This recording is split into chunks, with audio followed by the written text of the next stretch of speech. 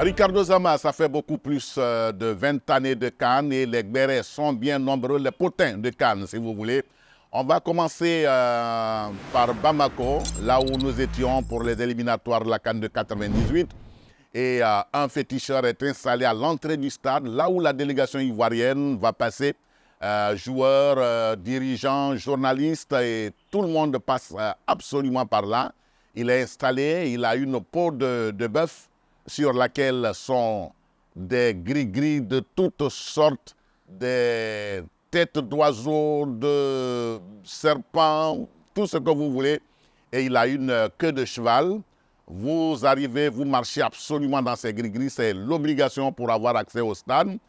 On vous chicote les tibias avec la queue de cheval et vous faites votre entrée au stade. Et malgré tout cela, il me souvient que la Côte d'Ivoire s'était imposée 2-1.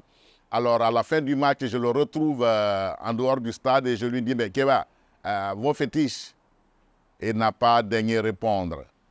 Ensuite, nous sommes au Bénin, face aux écureuils, et nous voyons un groupe de supporters, mais dans la bouche avec des pattes d'oiseaux, des pattes de poulet bien fraîches, et avec le sang qui dégouline de ces pattes-là.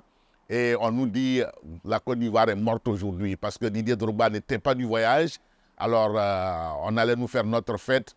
Et à la fin de ce match encore, Aruna Dendan permet aux éléphants de s'imposer 1-0. Et donc, tout cela pour dire que les fétiches, même s'ils ont quelquefois un apport psychologique, en tout cas, n'ont pas une véritable répercussion sur les résultats des matchs. On l'a vécu encore à la Coupe du Monde de 2010. Là, c'était en Afrique du Sud. Et on a un de nos compatriotes qui s'est transformé ou qui jouait les féticheurs et qui s'était donné pour mission de briser les pieds des Brésiliens.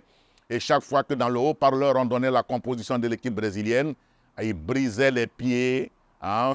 À chaque nom, il brisait les pieds. Et à la fin du match, la Côte d'Ivoire est battue 3-1. Il y a plein de choses.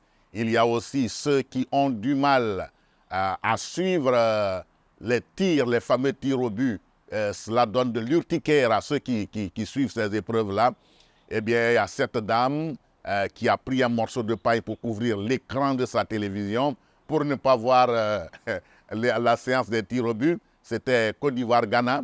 Mais en même temps, elle était obligée de venir soulever un pan de paille pour regarder ce match ou ces tirs au but qu'elle ne voulait pas voir.